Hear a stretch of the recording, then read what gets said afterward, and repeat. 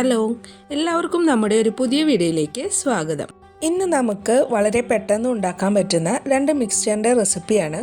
നമ്മൾ ഷോപ്പിലൊക്കെ പോയിട്ട് വാങ്ങിക്കാറുള്ള നല്ല മധുരമുള്ള ഒരു മിക്സ്ചർ ഉണ്ടല്ലോ, ആ മിക്സ്ചറിൻ്റെയും അതുപോലെ ആ മിക്സ്ചറിൻ്റെ നല്ല എരിവുള്ള ഫ്ലേവറിലും കൂടിയിട്ടുള്ള രണ്ട് റെസിപ്പിയാണ് നമ്മൾ ഉണ്ടാക്കുന്നത്. ആദ്യമായിട്ട് നമുക്ക് ഈ മിക്സ്ചർ ഉണ്ടാക്കാൻ വേണ്ടിയിട്ട് മക്കായി പോഹ വേണം. മക്കായി പോഹ എന്ന് പറയുന്നത് കോണിനെ ഹിന്ദിയിൽ പറയുന്നതാണ് മക്കായി, അതുപോലെ നമ്മളുടെ അവിലിനെ പറയുന്നതാണ് പോഹ എന്നുള്ളത്. ഈ പോഹ വെച്ചിട്ടാണ് ഈ കോൺഫ്ലാക്സ് ഉണ്ടാക്കി വരുന്നത്. ഇതുപോലെ പോഹ വാങ്ങിച്ചിട്ട് നിങ്ങൾ ഫ്രൈ ചെയ്തിട്ട് എടുത്ത് വെക്കുകയാണെങ്കിൽ പിന്നെ കോൺഫ്ലേക്സ് ഒന്നും നമുക്ക് പുറത്തുനിന്ന് വാങ്ങിക്കേണ്ട. അപ്പോൾ എന്തായാലും നമുക്ക് വീഡിയോയിലേക്ക് കിടന്നാലോ. ഇതുണ്ടാക്കാൻ വേണ്ടിയിട്ട് 4 ബൗള് മക്കായി പോഹ എടുത്തിട്ടുണ്ട്. 1 ബൗള് നിലക്കടല, 1/4 ബൗള് പൊട്ടുകടല, ഇത് നമ്മൾ ചട്നിയൊക്കെ അരയ്ക്കുന്ന കടലയാണ് എടുത്തിരിക്കുന്നത്. ഇനി ഇത് ഫ്രൈ ചെയ്തെടുക്കാൻ വേണ്ടിയിട്ട് കുറച്ച് ഓയിൽ ചൂടാക്കി എടുത്തിട്ടുണ്ട്. ലോ ടു മീഡിയം ഫ്ലെയിമിലാണ് നമ്മൾ ഇട്ടിരിക്കുന്നത്. ഇപ്പോൾ അതാ കടല അതിലേക്ക് ഇട്ടിട്ട് നമുക്ക് ഫ്രൈ ചെയ്തെടുക്കാം. ഓയിലിൻ്റെ ചൂട് കൂടുകയാണെങ്കിൽ ഇടയ്ക്ക് നമ്മളൊന്ന് ഫ്ലെയിം ഇങ്ങനെ കുറച്ച് കൊടുക്കണം. ഇപ്പോൾ ഈ കടല ഇതിലേക്ക് ഇട്ടിട്ട് ഇങ്ങനെ ഇളക്കി കൊടുക്കുക. ഇപ്പോൾ ഇതാ ഏകദേശം കടല ഫ്രൈ ആയി വന്നിട്ടൊക്കെ ഉണ്ട്. നമുക്ക് കടല ഫ്രൈ ആയോ എന്ന് അറിയാൻ വേണ്ടിയിട്ട് അതിൻ്റെ സ്കിന്നിന് കുറച്ച് കളർ ചേഞ്ച് വരും. അപ്പോൾ നമുക്കത് എണ്ണയിൽ നിന്ന് കോരിയെടുക്കാം. ഇപ്പോൾ ഏകദേശം ഫ്രൈ ആയി വന്നിട്ടുണ്ട്. ഇനി നമുക്ക് ഈ കടലയൊക്കെ ഒരു ഹോളുള്ള പാത്രത്തിലേക്ക് കോരിയിടാം. അതിൻ്റെ എണ്ണയൊക്കെ പോകാൻ വേണ്ടിയിട്ട് ഇങ്ങനത്തെ ഒരു പാത്രത്തിൽ ഇടണതാണ് നല്ലത്. ഇനി ഇതിലേക്ക് തന്നെ നമുക്ക് പൊട്ടുകടല ഇട്ടിട്ട് വറുത്തെടുക്കാം. ഇപ്പോൾ എണ്ണയുടെ ചൂട് കുറച്ച് കുറഞ്ഞിട്ടുണ്ട്, അതാണ് ഇങ്ങനെ. നമ്മളെപ്പോഴും ഇത് ഫ്രൈ ചെയ്യുമ്പോൾ അതിൻ്റെ എണ്ണയുടെ ചൂട് നോക്കണം. ഇപ്പോൾ അതാ ശരിയായി വന്നിട്ടുണ്ട്. ഇനി നമുക്ക് ഇതും കൂടി ഫ്രൈ ചെയ്തെടുക്കാം. ഇത് പെട്ടെന്നായിരിക്കും കേട്ടോ, അധികം സമയം ഇടണ്ട. ഇത് പെട്ടെന്ന് അല്ലെങ്കിൽ കരിഞ്ഞു പോവും. ഇനി നമുക്ക് കുറച്ച് കറിവേപ്പില എണ്ണയിലിട്ടിട്ട് ഫ്രൈ ചെയ്തെടുക്കാം. വേപ്പില ഒന്ന് ചെറുതായിട്ട് ഫ്രൈ ആയി വരുമ്പോൾ അതിലേക്ക് 2 പച്ചമുളക് ചെറുതായി അരിഞ്ഞതും കൂടി ഇട്ടിട്ട് ഒന്ന് ഫ്രൈ ചെയ്തെടുക്കണം. രണ്ടും പെട്ടെന്ന് തന്നെ നമുക്കത് കോരിയെടുക്കാം.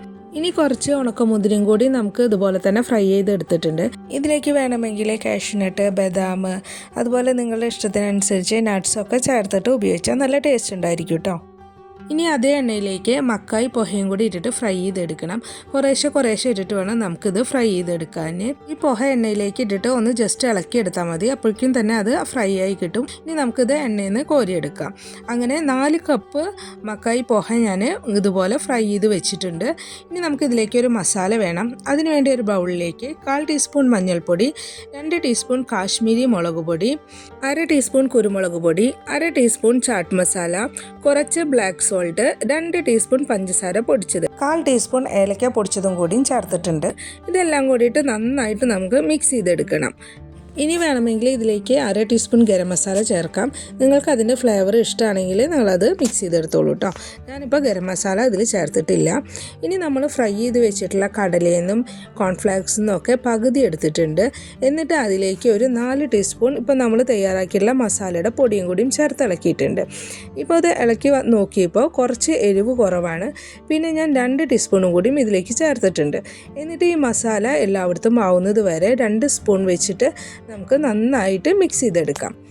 ഇനി ഇതിലേക്ക് കുറച്ച് കടലമാവ് എടുത്തിട്ട് അതിൽ കുറച്ച് ഉപ്പ്, കായം, മഞ്ഞൾപ്പൊടി, വെള്ളം കൂടിയും ചേർത്ത് കുഴച്ചിട്ട് നമ്മളുടെ ഇടിയപ്പം ഉണ്ടാക്കുന്ന അച്ചിൽ വെച്ച് പ്രസ് ചെയ്ത് എണ്ണയിലിട്ട് ഫ്രൈ ചെയ്തെടുത്തതിന് ശേഷം ആ സേവും കൂടി ഇതിലേക്ക് ചേർക്കുകയാണെങ്കിൽ ഒന്നും കൂടിയും ടേസ്റ്റ് ഉണ്ടായിരിക്കും കേട്ടോ.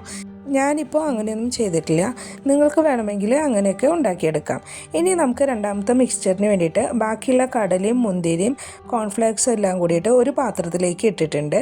എന്നിട്ട് അതിലേക്ക് കുറച്ച് ബ്ലാക്ക് സോൾട്ട് ചേർത്തിട്ടുണ്ട്.